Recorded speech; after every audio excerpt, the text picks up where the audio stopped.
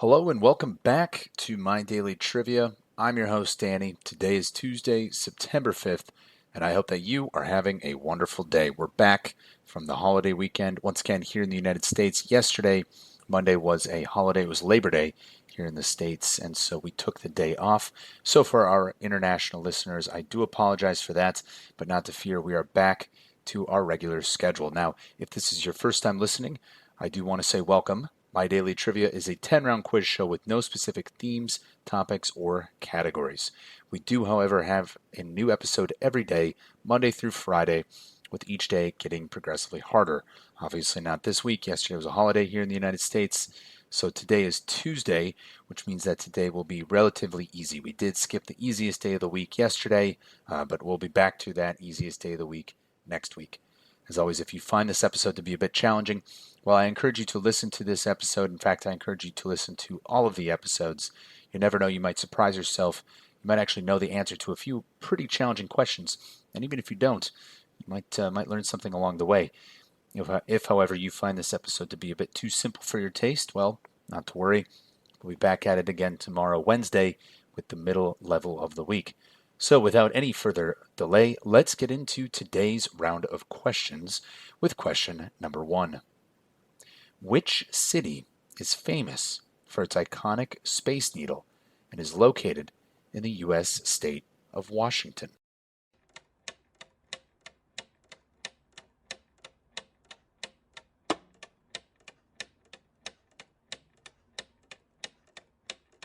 And that city is Seattle. The Space Needle is an observation tower in Seattle, Washington, United States. Considered to be an icon of the city, it has been designated as a Seattle landmark. Located in the Lower Queen Anne neighborhood, it was built in the Seattle Center for the 1962 World's Fair, which drew over 2.3 million visitors. The Space Needle was once the tallest structure west of the Mississippi River, standing at 605 feet, which is about 184 meters. The tower is 138 feet wide, about 42 meters wide, weighs about 9,550 short tons, which is about 8,000 metric tons, and is built to withstand winds of up to 200 miles per hour. That's about 320 kilometers per hour. And it's also built to withstand earthquakes of up to 9.0 magnitudes. The Space Needle also has a restaurant, and the observation tower actually rotates.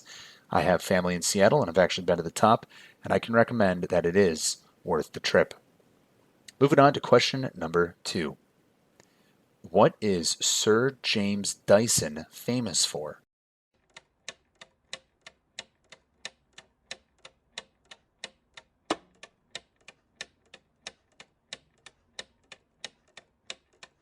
And he is most famous for the invention of the Dyson vacuum cleaner. Sir James Dyson is a British inventor, industrial designer, farmer, and business magnate who founded Dyson. He is best known as the inventor of the bagless vacuum cleaner, which works on the principle of cyclonic separation. According to the Sunday Times Rich List 2023, he's actually the 5th richest person in the UK with an estimated net worth of $23 billion. Now, my wife and I actually have a Dyson vacuum cleaner ourselves. She absolutely loves it. It works like a charm, and so I can confidently say that Sir James Dyson, he is worth every penny of that 23 billion pounds. Moving on to question number 3. What does the acronym SMS stand for in the context of cell phone communication?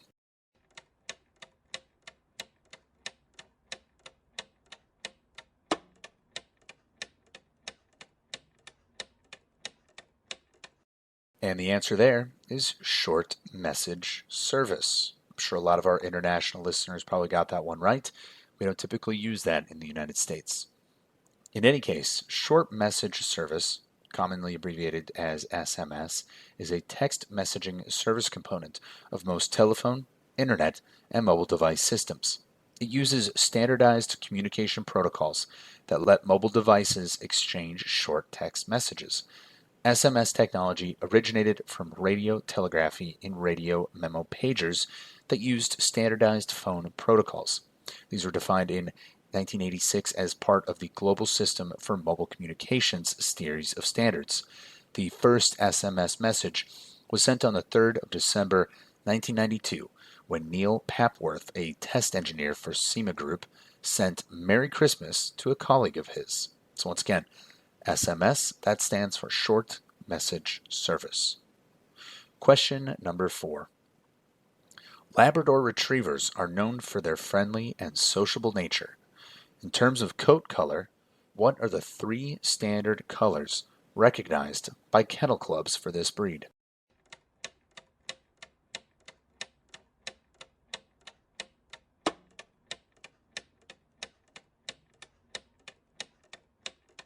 And those 3 colors are black, yellow, and chocolate. The Labrador Retriever, or simply Labrador, is a British breed of retriever gun dog. It was developed in the United Kingdom from fishing dogs imported from the colony of Newfoundland, now a province of Canada, and was named after the Labrador region of that colony. Labradors are registered in 3 colors: solid black, yellow, and chocolate. There are some subcategories such as creamy white and fox red, which fox red is actually a color of a dog that my family had growing up, a lab named Sophie. The Labrador Retriever is among the most commonly kept dogs in several countries, particularly in Canada, the United Kingdom, the United States, and New Zealand.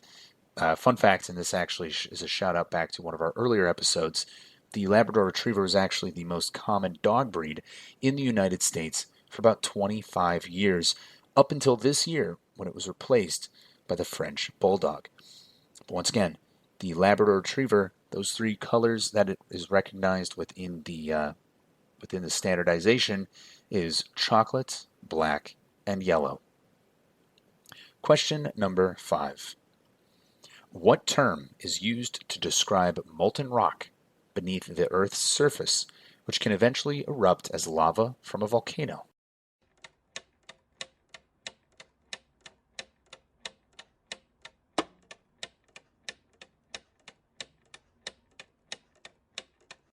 And that term is magma.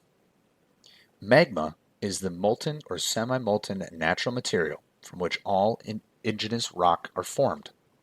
Magma, sometimes colloquially but incorrectly referred to as lava, is found beneath the surface of the Earth, and evidence of magmatism has also been discovered on other terrestrial planets and some natural satellites. Now, fun fact of the word magma is actually derived from an ancient Greek word meaning thick unguent. So once again, magma is the term described to use molten rock beneath the Earth's surface. Question number 6. What is the common name for the natural phenomenon in Earth's sky that results in the appearance of colorful lights, primarily in the polar regions, and is caused by charged particles from the sun interacting with the Earth's atmosphere?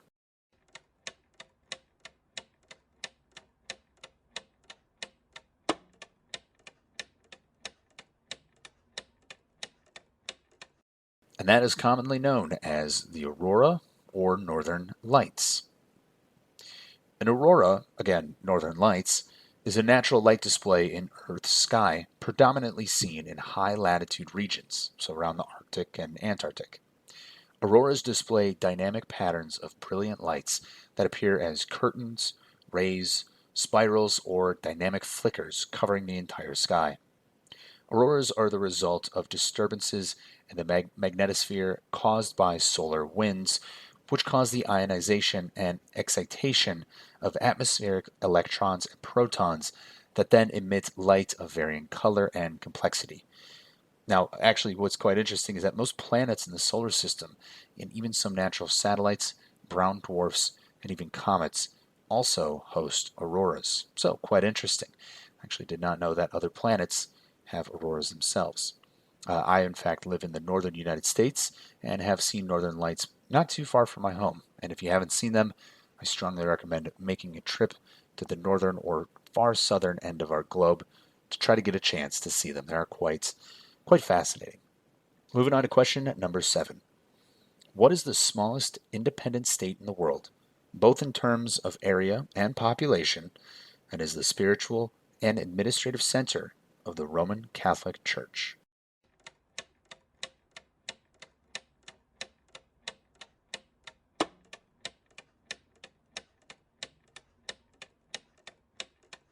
And that is, of course, called the Vatican.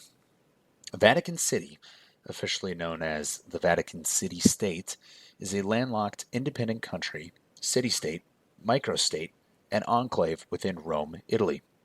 It became independent from Italy in 1929 with the Lateran Treaty, and it is a distinct territory under the full ownership, exclusive dominion, and sovereign authority and jurisdiction of the Holy See, which is itself a sovereign entity under international law, which maintains the city-state's temporal power and governance, diplomatic and spiritual independence. Now, with an area of 121 acres, which is equivalent to about 49 hectares, and as of 2023, a population of about 764 people, it is the smallest state in the world, both by area and by population. So once again, that is the Vatican City. Moving on to question number 8. Michael Jordan is widely regarded as one of the greatest basketball players of all time. Which NBA team did he spend the majority of his career with, winning 6 national championships?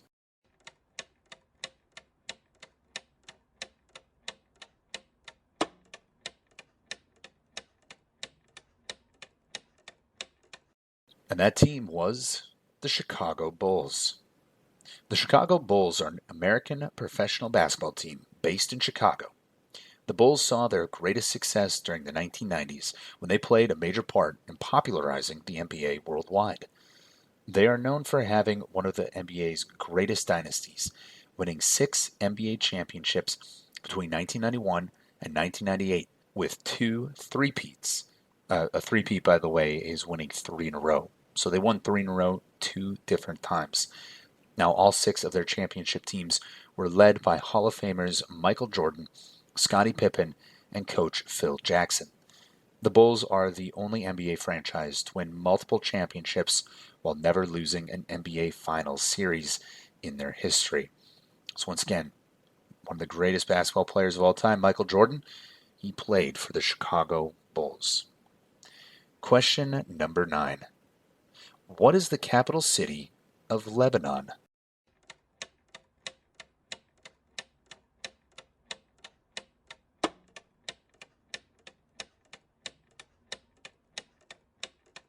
And that city is Beirut. Beirut is the capital and largest city of Lebanon. As of 2014, Greater Beirut has a population of 2.5 million people, which makes it the 3rd largest city in the Levant region. The city is situated on a peninsula at the midpoint of Lebanon's Mediterranean coast. Beirut has been inhabited for more than 5,000 years and was one of Phoenicia's most prominent city-states, making it one of the oldest cities in the world. The first historical mention of Beirut is found in the Amarna letters from the New Kingdom of Egypt, which dates to the 14th century BC. So, once again, that is Beirut, the capital city of Lebanon, and a remarkably old city. Moving on to our final question of the day, question number 10. In the classic fairy tale of Cinderella, what is the magical item that Cinderella's fairy godmother transforms into a beautiful carriage to take her to the royal ball?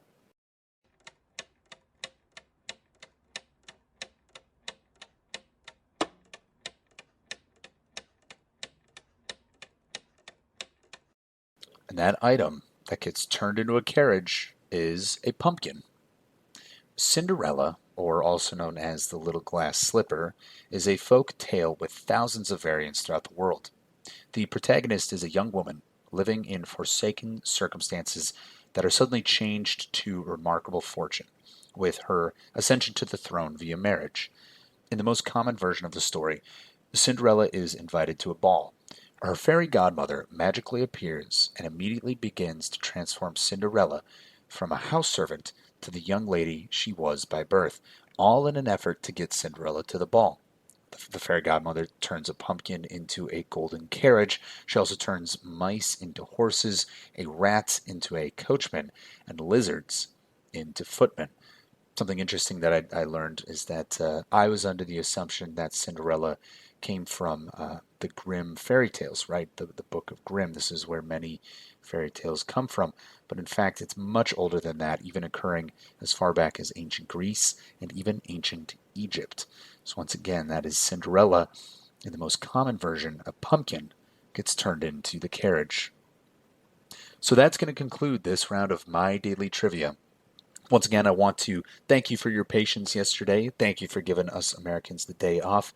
If you are in the United States, I hope you had a happy and safe holiday weekend. But we're back at it now, and I'm glad that you checked in today. If you found this round to be a bit too simple, well, I encourage you to check in again tomorrow. If you found it a little too difficult, once again, I encourage you to check out the rest of the episodes this week anyway. Once again, I want to thank you for listening to My Daily Trivia. I'm your host, Danny, and I will see all of you tomorrow.